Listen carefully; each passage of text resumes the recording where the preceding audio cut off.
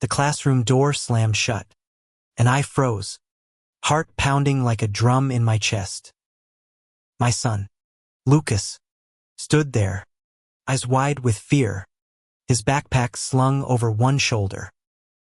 "Dad, we got a gono," he whispered, voice trembling, as if he'd seen a ghost. "I'm Ethan Harper, a single dad in Willow Creek, a sleepy little town in upstate New York where everybody knows your business and nobody forgets your mistakes. I'd come to pick Lucas up from his after-school history club, expecting nothing more than a quick wave to his teacher, Caleb Nguyen, before heading home to our usual routine of pizza and video games. But that night, something shifted, something I couldn't shake, no matter how hard I tried. Caleb was standing at the front of the classroom when I walked in, his sleeves rolled up, chalk dust smudged on his forearms as he scribbled notes on the board. He was younger than me, maybe early 30s, with dark, tousled hair and a smile that could light up a room. I'd seen him around town before at the grocery store, the fall festival, but we'd never spoken much beyond polite nods. He was Lucas's favorite teacher, though, always going on about how Mr. Nguyen made history feel alive, like you were right there in the revolution or the civil rights marches. "Mr. Harper," Caleb said, turning to me with that easy grin. "You're early." Lucas was just telling me about his essay on the Stonewall riots. His voice was warm, but there was a flicker of something else in his eyes, concern. Maybe. I glanced at Lucas, who was shifting nervously, avoiding my gaze. "Everything okay?" I asked, my dad instincts kicking in. Lucas was a good kid, 16, a bit quiet but sharp as a tack. He'd been acting off lately, though distant, like he was carrying a weight he wouldn't share. Caleb hesitated, then set down the chalk. "Lucas, why don't you grab your stuff? I need a quick word with your dad." My stomach twisted. A private talk with a teacher was never good news. Lucas bolted for his bag, and Caleb motioned me toward the corner of the room, away from the other kids still packing up. "Ethan," he said, lowering his voice, "I don't want to overstep, but I think Lucas might be struggling with something personal. He's been asking a lot of questions about identity, about the LGBT community. Specifically, I think he's trying to figure himself out." The words hit me like a freight train. My son, struggling with his identity. I'd spent years trying to be the best dad I could, working double shifts at the auto shop, making sure Lucas had everything he needed after his mom left us when he was 5. But this was a curveball I hadn't seen coming. "What do you mean, figure himself out?" I asked, my voice rougher than I meant it to be. Caleb's eyes softened, but he didn't back down. "He's been reading about queer history, asking about safe spaces, about what it means to come out. I think he's scared, Ethan. And I think he needs you to be there for him, no matter what." I stood there, speechless, my mind racing. I wasn't against anyone's lifestyle, live and let live, you know.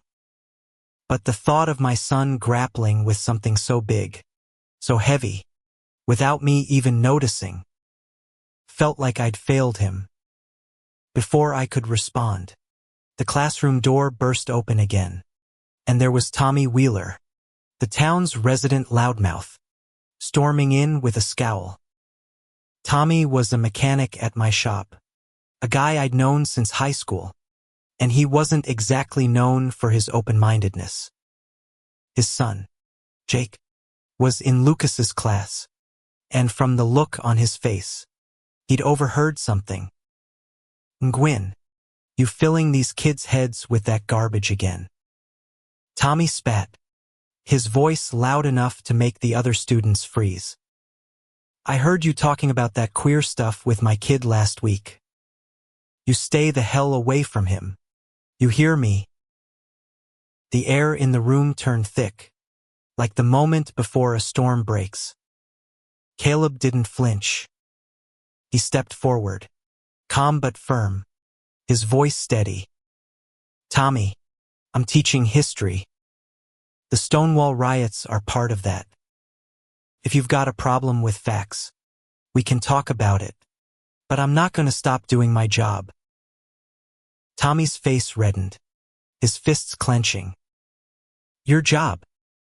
You're pushing an agenda, and I'm not having it. Jake said you've been talking about, he sneered, feelings and identities.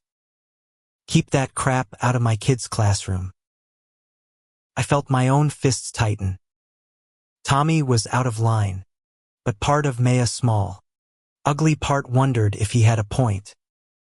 Was Caleb influencing Lucas? Was this why my son was suddenly asking these questions?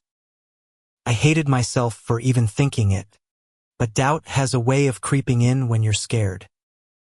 Dad, Lucas said, his voice small but cutting through the tension.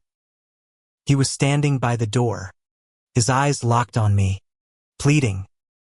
Can we just go? I nodded, grabbing his shoulder gently. Yeah, bud. Let's go. But as we walked out, I couldn't help glancing back at Caleb. He stood there, shoulders squared, facing Tommy like he was ready for a fight but didn't want one. There was something about him, his courage, his quiet strength that stuck with me. That night, as Lucas and I drove home in silence, I couldn't stop thinking about Caleb. Not just what he'd said about Lucas, but the way he'd stood up to Tommy, unafraid, even when the whole town might turn on him. I didn't know it then, but that moment was the beginning of something, a spark that would ignite a fire I wasn't ready for. The next morning, Willow Creek felt smaller, like the walls of the town were closing in. Lucas barely touched his cereal, staring at his phone, and I didn't know how to start the conversation we so clearly needed to have. Caleb's words kept replaying in my head. He's scared. Ethan. He needs you. I dropped Lucas off at school, my eyes scanning the parking lot for Caleb's beat-up blue Honda. It wasn't there, and a strange pang hit my disappointment. Maybe. I shook it off and headed to the auto shop, where Tommy was already waiting, leaning against a toolbox with a smirk. Harper, you hear what happened last night? He said, not bothering to lower his voice. Nguyen's got half the parents in a tizzy. They're saying he's trying to convert the kids or some crap. PDA's calling an emergency meeting tonight. I froze, a wrench halfway to the engine I was working on. Convert. Come on, Tommy, that's ridiculous. But even as I said it, that ugly doubt from last night crept back. I didn't believe Caleb was some kind of predator. But what if he was pushing ideas on Lucas? What if my kid was just confused because of all this talk about identity? Ridiculous. Tommy snorted. Guy's openly gay. Ethan. You think that's a coincidence he's teaching our kids about that stuff? I'm telling you, he's trouble. I didn't respond, focusing on the engine instead. But my mind was elsewhere. By noon, I couldn't take it anymore. I told my boss I was taking an early lunch and drove back to the school. I needed to see Caleb, to ask him straight up what he'd been talking to Lucas about. He was in his classroom, grading papers, the sunlight streaming through the window catching the edges of his glasses. He looked up when I knocked, and that smile of his hit me again, warm and disarming. Ethan, he said, standing. Didn't expect to see you back so soon. Yeah, well, I said, rubbing the back of my neck. I need to talk about Lucas. About what you said last night. Caleb nodded, gesturing to a chair. Sit.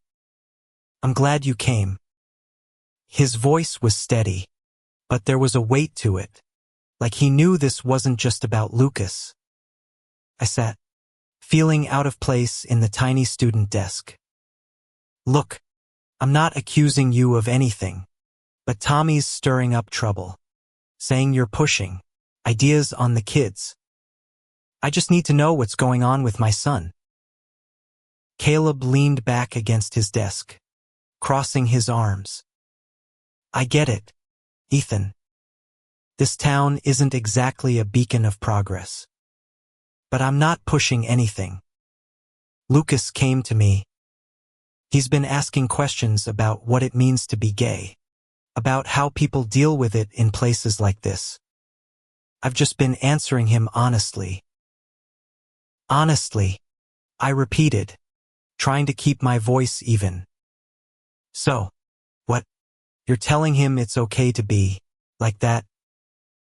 Caleb's eyes narrowed slightly, but he didn't take the bait.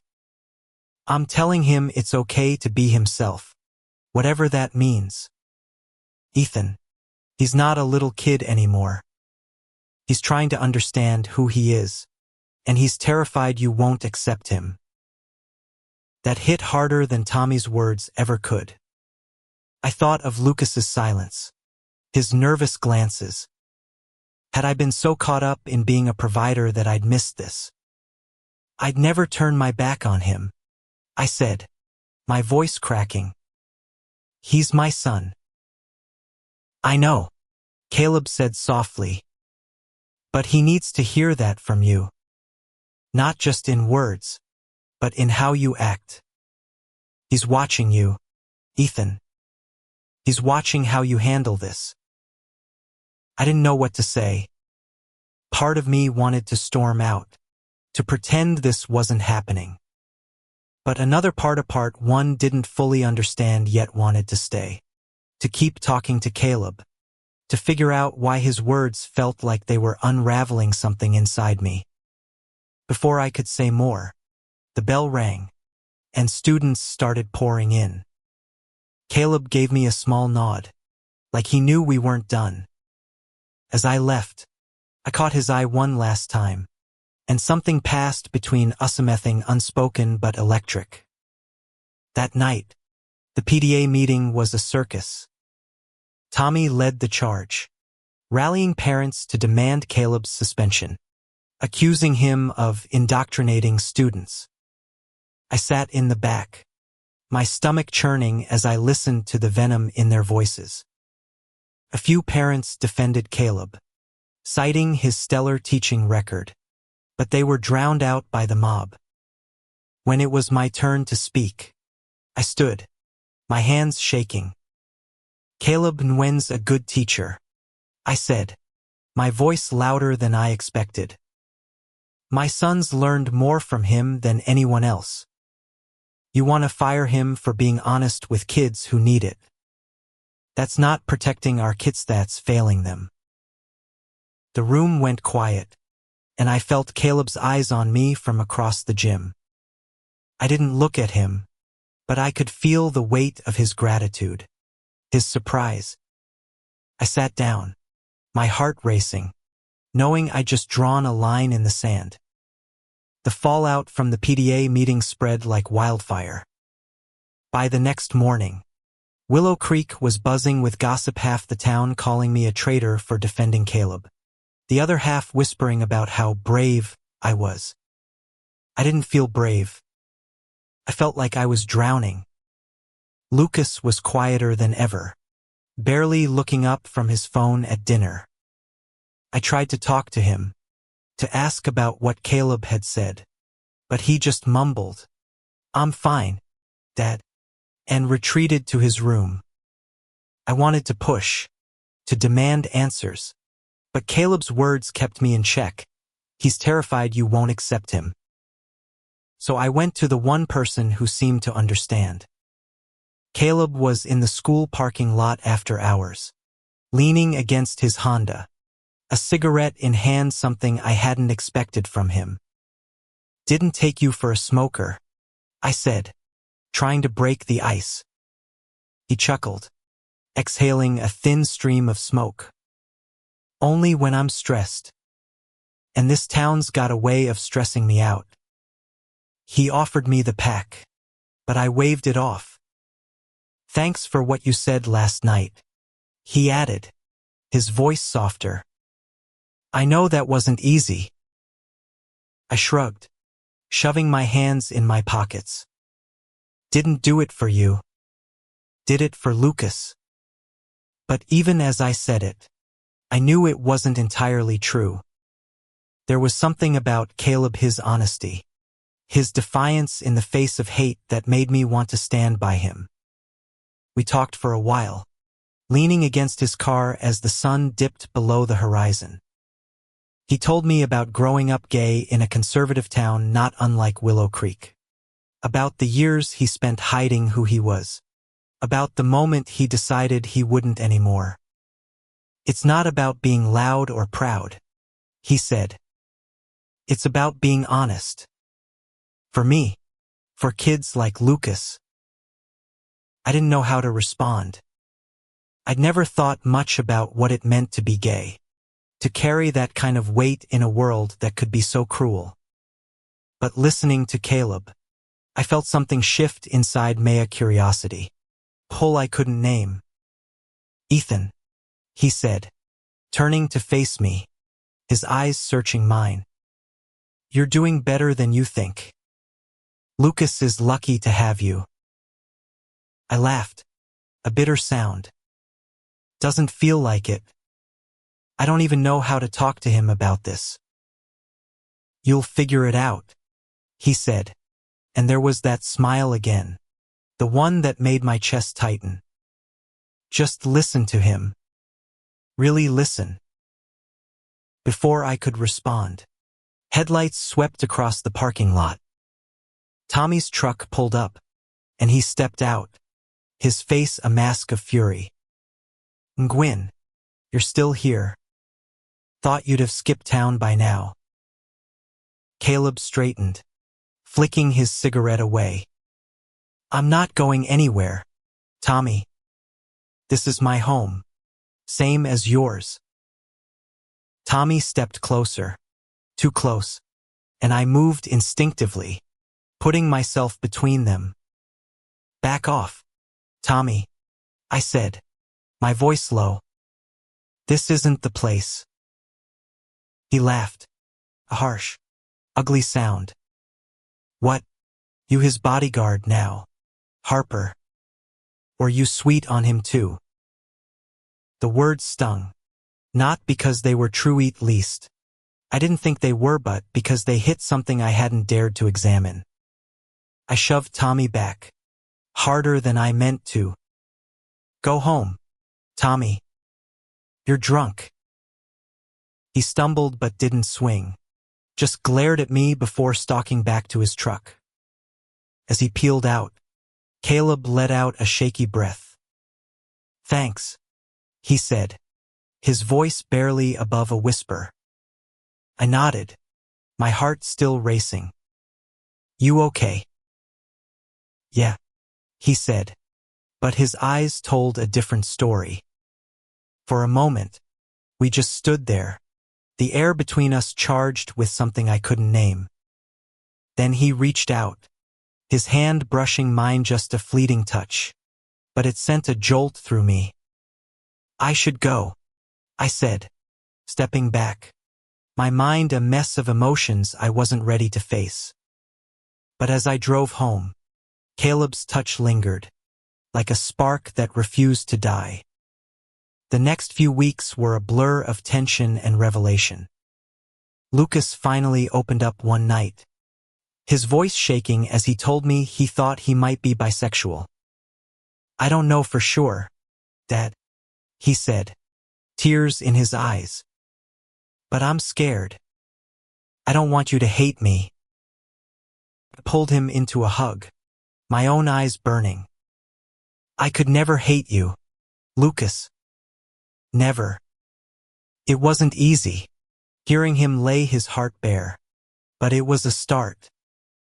We talked for hours, and I promised to be there, no matter what. But even as I tried to be the dad Lucas needed, my thoughts kept drifting to Caleb.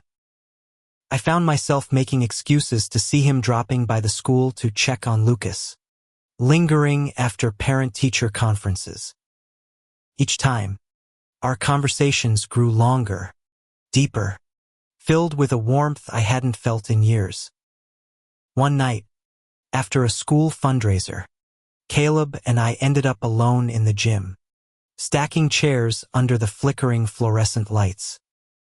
"You're different lately," he said, his tone teasing but his eyes serious. "Less guarded." I laughed, avoiding his gaze. "Maybe you're just a bad influence." He grinned, stepping closer. "Or maybe you're starting to see things differently." My breath caught. He was close enough that I could smell his cologne, feel the heat of his presence. For a moment, I let myself imagine what it would be like to close the distance, to let go of the fear holding me back. But then I thought of Lucas, of the town, of Tommy's venomous words, and I pulled away. "Caleb, can't," I said, my voice hoarse. "I don't even know what this is." He nodded, his expression unreadable. "I know. It's okay, Ethan. I'm not going anywhere." But the town was closing in. Tommy and his cronies had rallied enough support to push for Caleb's suspension, and the school board was caving under the pressure. At the next meeting, I watched as Caleb stood before a room full of angry parents, his voice steady as he defended his right to teach, to be himself. "I'm not here to change your kids," he said, his eyes scanning the crowd. "I'm here to help them understand the world, its history, its people, the struggles. If that scares you, that's not my fault." The room erupted, some cheering, others shouting him down. I stood again, my voice shaking but clear. "Caleb Nguyen is the best teacher this school has. You fire him, you're not just losing a teacher, you're telling our kids it's okay to hate." This time, more parents nodded. A few even clapped. But Tommy wasn't done. He stormed out, vowing to take matters into his own hands. That night, I found Caleb at the school, packing his things, just in case. "You don't deserve this," I said, my voice thick with frustration. He smiled, sad but resolute. "Maybe not. But I've been through worse. I'll keep fighting, Ethan. For me, for Lucas, for every kid who needs someone to look up to." I stepped closer, my heart pounding. "You're not alone in this, Caleb. I'm with you." His eyes met mine, and for the first time, I didn't look away. The final showdown came faster than I expected. Tommy and a group of his buddies showed up at the school late one night, their trucks parked in a menacing circle around Caleb's car. I'd been dropping off some books for Lucas when I saw them, my blood running cold. Caleb was inside, finishing lesson plans, unaware of the trouble outside. I ran into the school, my heart in my throat. "Caleb, we've got a problem," I said, pulling him to the window.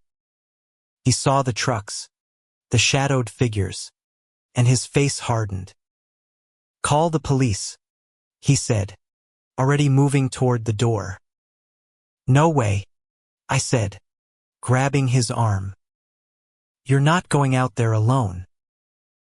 We stepped outside together, the air thick with tension, Tommy was at the front, a baseball bat in his hand, his eyes gleaming with hate. "Time to leave, Gwyn," he said. "This town doesn't want you." Caleb didn't back down.